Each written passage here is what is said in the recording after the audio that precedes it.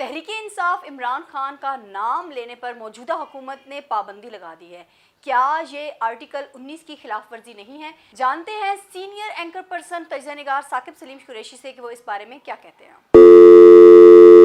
دیکھیں، آپ نے خود ہی آرٹیکل 19 کی خلاف ورزی کی بات کر لی ہے۔ پاکستان میں جس طرح ایک عام شہری کے جو تحفظ ہے یا جو اس کے عمل درآمد کرنے کے جو قوانین بنائے گئے ہیں، جس طرح اس کی دھجیاں اڑائی جا رہی ہیں، اس کی تاریخ میں کہیں مثال نہیں ملتی۔ یعنی آپ نے جو اس کے ایک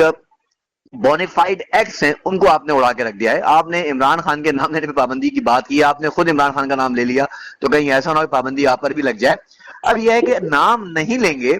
تو کیا بدنام نہ ہوں گے والی بات ہے۔ عمران خان کا نام دلوں پر راج کرتا ہے، اور عمران خان کی جیسے آپ نے آرٹیکل 19 کی بات کی ہے، تو آپ دیکھیں پاکستان کا قانون یقینی طور پر یہ بات کہتا ہے کہ آپ کسی بھی شہری کے بنیادی حقوق کو بند نہیں کر سکتے، اس کا تحفظ دینا آئین پاکستان کی ذمہ داری ہے۔ اب عمران خان، آپ نے الطاف حسین والا وہ کام کیا ہے، جب الطاف حسین کے خلاف آپ نے ایک مہم چلائی، یہی وہی لوگ تھے حکومت میں اس وقت جو آج عمران خان کے خلاف ہیں، یہ وہی لوگ تھے جو اس وقت الطاف حسین کو بند کر کے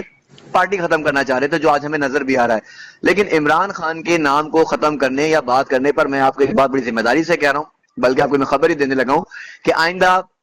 روز میں سپریم کورٹ میں اس کے اوپر ایک پیٹیشن دائر ہونے لگی گی۔ دائر کرنے والے بھی کوئی اور نہیں، ایجنسی سے ہی بڑے خاص لوگ ہوں گے، جس میں پلیز تیار کی جائے گی کہ جو ہے وہ خبر بتا رہے ہیں ہمیں۔ جی میں بالکل آپ کو خبر دے رہا ہوں کہ آرٹیکل 19 اس بات کی آپ کو اجازت دیتا ہے کہ کسی بھی شہری کے بنیادی حقوق کو آپ نہیں روک سکتے۔ یہی وجہ ہے کہ سپریم کورٹ میں آج ایک بار پھر اس کی گونج ہمیں نظر آئی، اور آرٹیکل 183 اور سیکشن 3 کے تحت جو ریفرنسز دائر کرنے کی بات کی جا رہی ہے کہ کوئی بھی شخص نظر ثانی کی درخواست پر جا سکتا ہے، تو آرٹیکل 19 ایک ایسی چیز ہے کہ جو عمران خان کا نام تو کیا، عمران خان کو ایک بار پھر پیمرا پہ آنے کی بھی اجازت دی جائے گی، اور یہ آپ کو آئندہ چند روز میں نظر آ جائے گا۔